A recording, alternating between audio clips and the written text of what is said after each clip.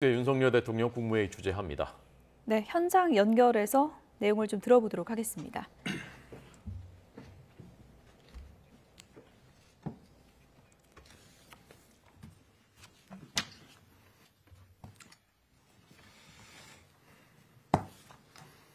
네, 제19회 국무회의를 시작하겠습니다.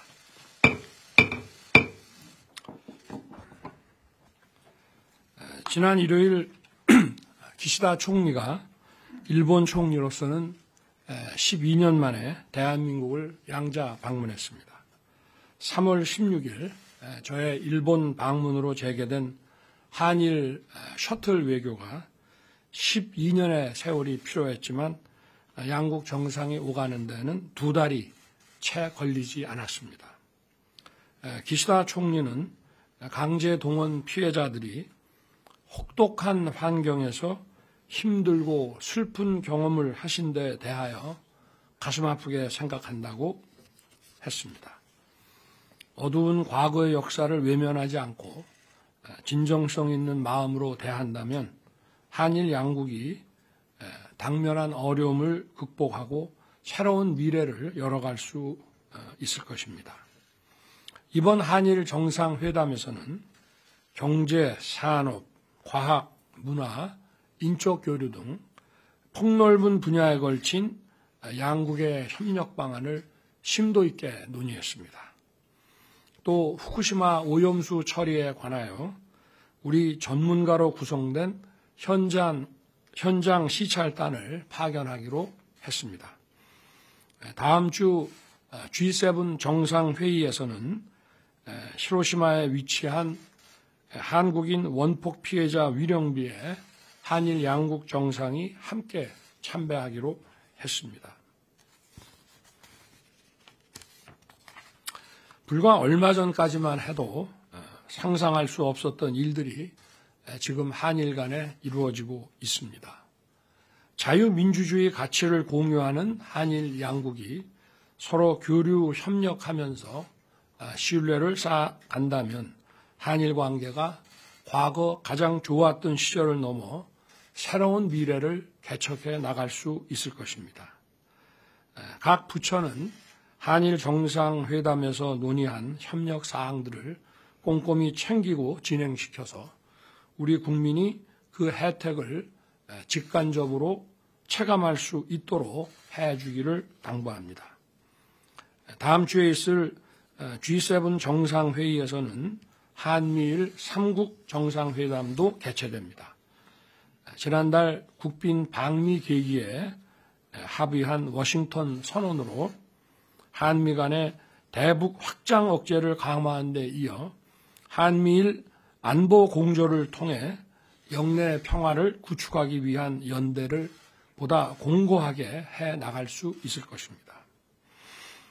제가 대통령직에 취임한 1년 전 이맘때를 생각하면 외교 안보만큼 큰 변화가 이루어진 분야도 없습니다. 취임 후 11일 만에 이루어진 한미 정상회담을 통해 한미 동맹이 실질적으로 재건되었습니다. 작년 6월에는 한국 정상으로 처음으로 나토 정상회의에 참석했습니다. 나토 정상회의에서는 보편적 가치를 공유하는 국가들과의 자유의 연대를 구축하고 이제 지역 안보에서 글로벌 안보 상황으로 바뀐 그런 세계 안보에 대한 협력 방안을 논의했습니다.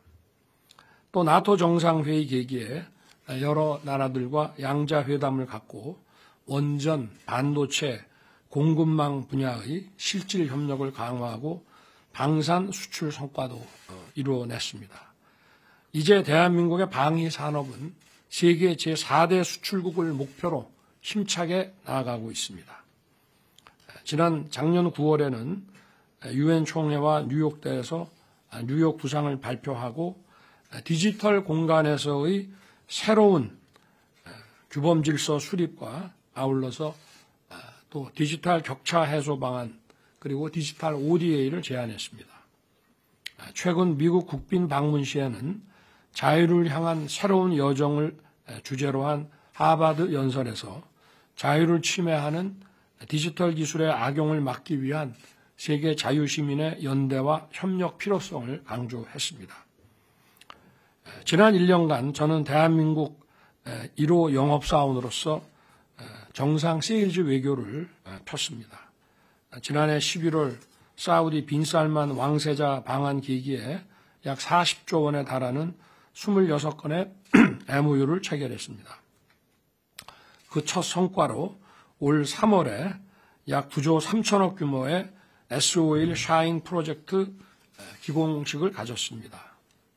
특히 올해 1월 UAE 국빈 방문에서는 300억 불 규모의 전략적 투자를 유치했습니다. 이러한 대규모 오일머니의 국내 투자를 통해 우리의 유망 스타트업, 벤처, 중소기업이 글로벌 강소기업으로 도약하는 데 큰 힘이 될 것으로 기대합니다. 앞으로 경제를 외교의 중심에 두고 우리 제품의 수출 확대와 해외 첨단 기업의 국내 투자 유치를 위해 열심히 뛸 것입니다. 북한의 선의에만 기댔던 대한민국의 안보도 탈바꿈했습니다. 우리의 삼축 방어 체계를 한층 강화하고 있습니다. 또 과거 몇 년간 중단되었던 한미 연합훈련을 재개하고 실전훈련을 한층 강화했습니다. 재래식 군사력을 바탕으로 했던 한미 상호 방위 조약은 핵 능력을 기반으로 업그레이드 되었습니다. 정상 차원의 합의 문서인 워싱턴 선언과 핵 협의그룹 창설을 통해 미국은 핵무기를 포함한 전례 없는 수준으로 대한민국에 대한 방위를 약속하였고, 대한민국은 미 핵 자산 운용에 관한 공동기획, 공동실행을 통해 확장 억제를 한층 강화할 수 있게 됐습니다.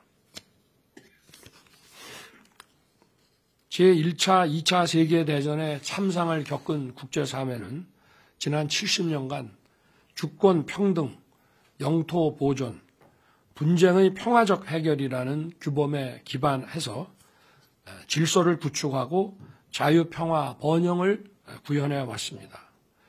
우리 대한민국 헌법은 정부와 국민에게 이러한 국제 규범도 국내법과 같이 준수하도록 규정하고 있습니다. 따라서 우리 정부는 분쟁의 군사적 해결과 힘에 의한 현상 변경을 반대해 왔습니다. 특히 안보와 경제가 국제협력하에서 이루어지는 것인 만큼 국제규범의 존중과 그 준수는 매우 중요합니다.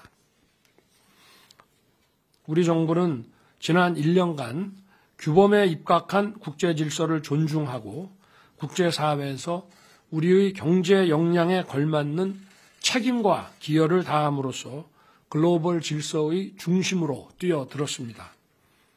치열한 지정학적 경쟁과 다층적 국제관계 속에서 우리 대한민국이 세계 평화와 번영의 허브 역할을 수행해 나갈 것입니다. 이렇게 하는 것이 우리의 안보와 경제, 기업과 국민 모두에게 필요하고 유익한 것임은 더 말할 나위가 없습니다. 최근 전세 사기, 그리고 주식과 가상자산에 관한 각종 금융투자 사기가 집단적 피해를 야기하고 있습니다. 특히 서민과 청년 세대가 회복하기 어려운 피해를 입고 절망하고 있습니다. 서민과 청년에 대한 사기 행각은 전형적인 약자 대상 범죄입니다. 집값 급등과 시장 교란을 초래한 과거 정부의 반시장적, 비정상적 정책이 전세 사기의 토양이 되었습니다. 또 증권 합수단 해체로 상징되는 금융시장 반칙 행위, 감시 체계의 무력화는 이러한 가상자산 범죄와 금융투자 사기를 활개치게 만들었습니다. 힘에 의한 평화가 아닌 적의 선의에 기대는 가짜 평화와 마찬가지로 범죄자의 선의에 기대는 감시적발 시스템 무력화는 수많은 사회적 약자를 절망의 늪으로 밀어 넣어버린 것입니다. 건물과 제도를 무너뜨리는 데는 시간이 걸리지 않습니다. 순간입니다.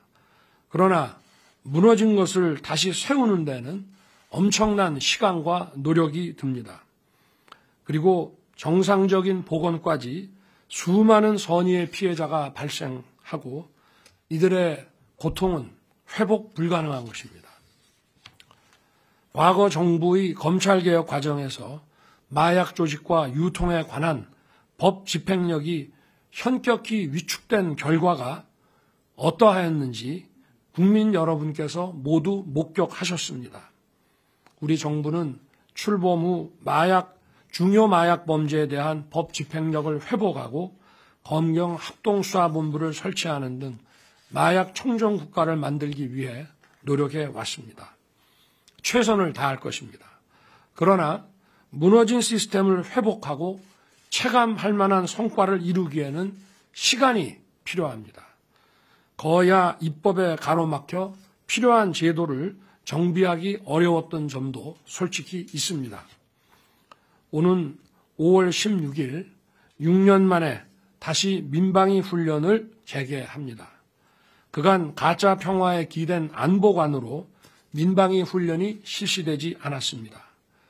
국민 스스로를 지키는 민방위 훈련은 제대로 해본 것과 그렇지 않은 것은 실제 상황에서 국민 자신의 안전을 확보하는 데 큰 차이가 있습니다. 반복적이고 실제적인 훈련으로 실제 상황에 대처하는 민방위 훈련을 세계 많은 나라가 실전처럼 실시하고 있습니다. 정부는 지난 6년간의 미실시를 감안해서 먼저 공공기관부터 훈련을 시작하고 다음 단계로 전 국민이 참여하는 훈련으로 정상화 수순을 밟기로 했습니다. 실제 상황에서 국민의 안전을 지키기 위한 것인 만큼 효과적으로 훈련할 수 있도록 행안부 등 관계부처는 세심하게 준비해 주기 바랍니다. 감사합니다. 이후